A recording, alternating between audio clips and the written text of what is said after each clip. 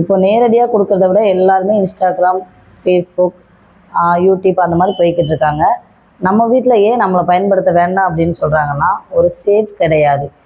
அதாவது ஏன் சேஃப் கிடையாதுன்னா, நம்ம தான் நம்மளை மிஸ்யூஸ் பண்ணுறோம். ஏன் அப்படின்னா, ஒரு வீடியோ போடுறோம் அப்படின்னா அதுக்கு ஒரு லைக் வருதுன்னா, நீங்கள் நல்லா போடுறீங்க அப்படின்னு ஒரு லைக் வருது அப்படின்னா, நம்ம அதை பார்த்துட்டு கண்டுக்கிறாமல் விட்டுறணும்.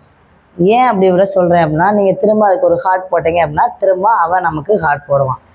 ஸோ அந்த ஹார்ட் போடையில் சரி நமக்கு பதில் கொடுக்குறாங்க அப்படின்ட்டு திரும்ப அவன் ஹாய் அப்படின்னு போடுவான். அப்புறம் நல்லா இருக்கீங்களா இப்போ இப்படியே போய் எதிரையாவது கொண்டு போய் விட்டுரும்.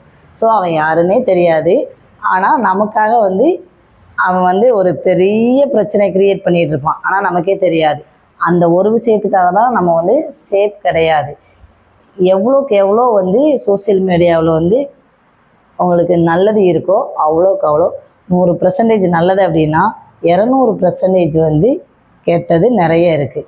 ஏன் அப்படின்னா, நம்ம நல்ல விஷயங்களை மட்டும் பாருங்கள், நல்ல விஷயங்களை மட்டுமே சோசியல் மீடியாவில் போடுங்க.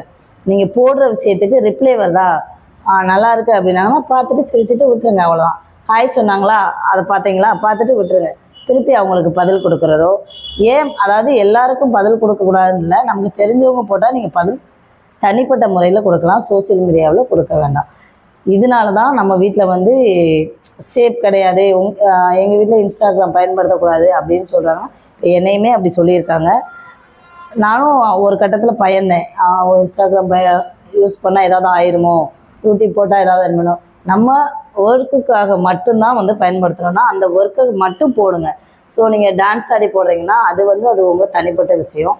அதுவே நீங்கள் டான்ஸ் ஆடியே போடுறீங்க அப்படின்னாலுமே அதுக்கு ஏதாவது கமெண்ட் வந்துச்சு அப்படின்னா அந்த கமெண்டை படிச்சுட்டு அப்படியே விட்டுருங்க. விட்டுட்டிங்கன்னா உங்களுக்கு எந்த பிரச்சனையுமே இல்லை.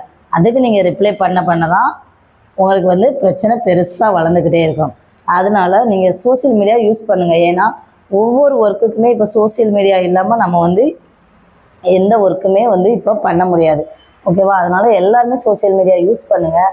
ஆனால் அதை சேஃபாக யூஸ் பண்ணுங்கள். எப்படி சேஃபாக யூஸ் பண்ணுங்கிறது உங்கள் கையில் தான் இருக்குது. நீங்கள் மிஸ்யூஸ் பண்ணால் உங்களை மிஸ்யூஸ் பண்ணுறதுக்கு பின்னாடி நிறைய பேர் இருப்பாங்க. ஸோ உங்களோட ஒர்க்கை மட்டும்